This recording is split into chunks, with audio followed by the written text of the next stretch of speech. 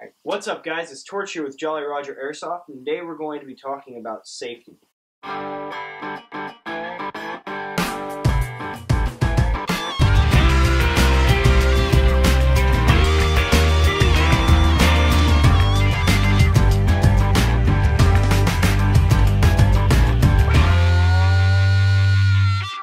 Alright, so we're starting this new series of episodes on safety, mostly in light of the new Senate bill in California, 199, that started detailing how airsoft guns need to be distinguished from real guns, because there have been a lot of accidents with airsoft guns over there. And I don't believe that a lot of that is the dedicated community that we are. That's mostly kids who have bought one at Dick's and are now running around shooting at cars because they're, well, being very dumb. Guy moving, running and gunning, being all John Wayne. In order to keep people from getting preconceived notions about airsofters, we want to try and transport and play as safely as we possibly can. So today I'm going to be going over a few of the everyman strategy, Line! A couple of the everyday strategies that you can use for transporting your airsoft weapons to try and keep it as safe as you possibly can.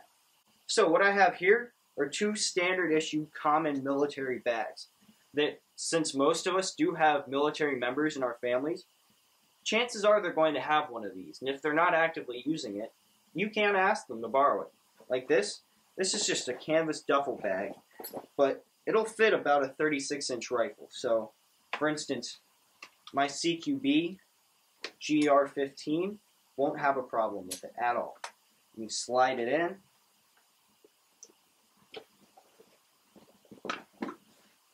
This bag is also big enough that you can carry 3 or 4 rifles in this.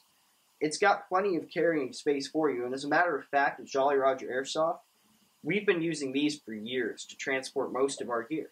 Not everybody has money for this, but buying a gun bag is absolutely essential once you get up into the higher levels. Not only will it protect your gun and give you convenient places to store your gear, it also gives you a great look of professionalism.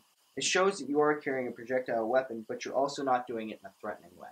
Here I'm going to talk about the actual rifle and what you should do to make sure it's safe. Whoa! So number one, the rule we've all been told a million times, an orange tip. And I have the yellow tape on here, but that's a Balahack thing. I just didn't take it off last time I was there. So that is kind of key. Orange tip. I understand that a lot of the higher end guns with the sound suppressors and all the fancy equipment attached to it generally don't have one, but you still want something to distinguish that it is in fact not a real firearm. Also, I recommend, this is a personal tip from me, not everybody agrees with this, but I always recommend keeping a barrel bag on it, so even if it does fire, the round can't actually go anywhere. This is not hard to do. These cost, I believe, $7. I don't know. I may just be pulling that one out of thin air, but these cost about $7 at Balahack, and they sell them at almost every field, and I haven't been to a field where they're not mandatory.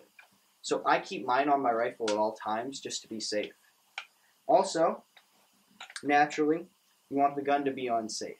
No matter what, always keep the weapon on safe until you're ready to fire. Basic rule of firearm safety, even though this isn't a firearm, you still want to treat it as such. And then also, you want to make sure you don't have a battery in it. As long as you don't have a battery, and if it's an AEG, then it can't fire. Same goes for gas guns. Alright, you want the gas to be out of the gun. You don't want any residue left because that means it's still capable of firing around.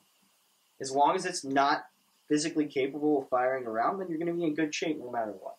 That's a great rule to follow. For instance, mine is up here in the stock. I always take it out when I'm traveling. And GMPs, it's a pain to get it back in. But for the safety aspect of it, it's really worth it. It really is. Safety.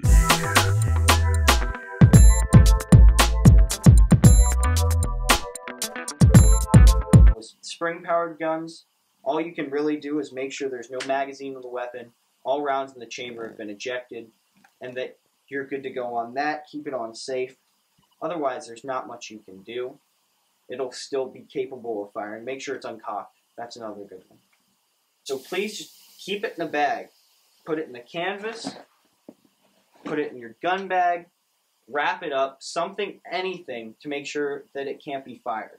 Thank you for watching. I hope this video has been nice and informative. Please like, comment, and subscribe on YouTube. Follow us on Twitter, like us on Facebook. Check out the blog if you get the chance. And have a good day.